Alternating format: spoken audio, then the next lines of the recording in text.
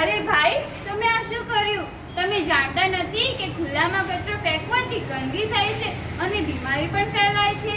સાચી વાત છે. અરે ભાઈ, તમને ખબર નથી? ભીનો કચરો તે લીલી ડસ્ટબિનમાં નાખવો જોઈએ અને સૂકો કચરો તે વાદળી ડસ્ટબિનમાં નાખવો જોઈએ.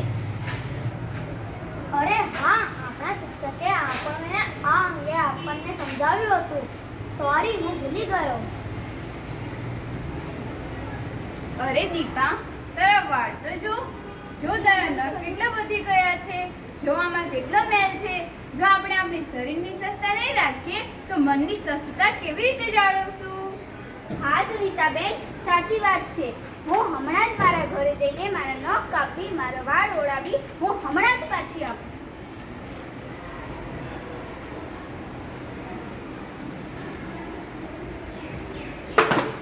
અરે આંટી, આ તમે શું કર્યું? આવી રીતે ખુલ્લામાં કચરો શા માટે નાખી રહ્યા છો? અહીંયા ડસ્ટબિનની સુવિધા આપેલી છે તો એમ જ નાખો ને. એમાં શું થઈ ગયું? બધા ખુલ્લામાં કચરો ફેલાવો તો છે જ મેં. અમે ફેંકી તો એમાં શું થઈ ગયું? આટલી નાની થઈને અમને સમજાવે છે. અમે તમારું કંઈ નહીં સાંભળવાના. બધા નાખે છે, અમે નાખીએ તો શું થઈ ગયું? માફ કરજો આંટી, પણ સ્વચ્છતા બધા માટે જરૂરી છે. જો આપણે સ્વચ્છતા નહીં જાળવીએ તો આપણું ગામ સ્વચ્છ ગામ કેવી રીતે બનશે?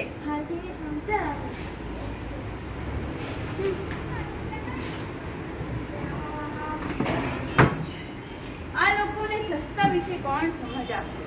કોણ અમને સ્વચ્છતા વિશે જાણકારી આપશે? કોણ આમના મનમાં સ્વચ્છતાના વિચારો રાખશે? અરે આ કોણ આવ્યું? કોણ? મને તો કોઈ નથી દેખાતું. અરે આ તો આપણા બાપુ, ગાંધી બાપુ છે. પણ બાપુ એ ક્યાંથી આવ્યા? અરે હા બેટા, હું જ છું મોહનદાસ કરમચંદ ગાંધી, એટલે કે તમારો બાપુ. તમે બંને હમણાં વાતો કરી રહ્યા હતા ને કે આ લોકોને કોણ સમજાવે, તો તમે જ ભારતનું ભવિષ્ય છો. તો સાંભળો, તમે લોકોને સ્વચ્છતા વિશે પ્રેરણા આપશો. ગભરાશો નહીં, હું પણ તમારી સાથે આવું છું. ચાલો આગળ વધો. સાચે બાપુ, તમે અમારી સાથે છો તો ચોક્કસથી અમે બધાને પ્રેરણા આપીશું અને તેને જાગૃતિ ફેલાવીશું. અરે બાપુ ક્યાં ગયા? સુનીતા, બાપુ અદૃશ્ય થઈ ગયા. મને લાગે છે કે ગાંધી બાપુ આપણને સ્વચ્છતા વિશેની પ્રેરણા આપવા આવ્યા હતા. તો ચાલો આપણે સૌ સાથે મળીને સ્વચ્છતા વિશેની પ્રેરણા આપીએ અને ગાંધી બાપુનું સપના સાકાર કરીએ.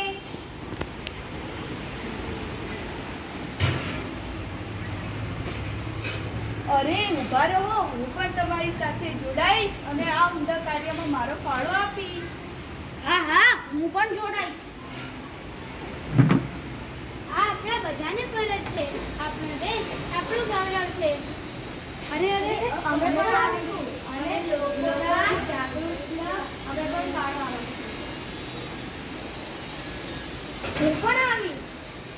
અમે તો રહી જ ગયા. અમે પણ આવીશું.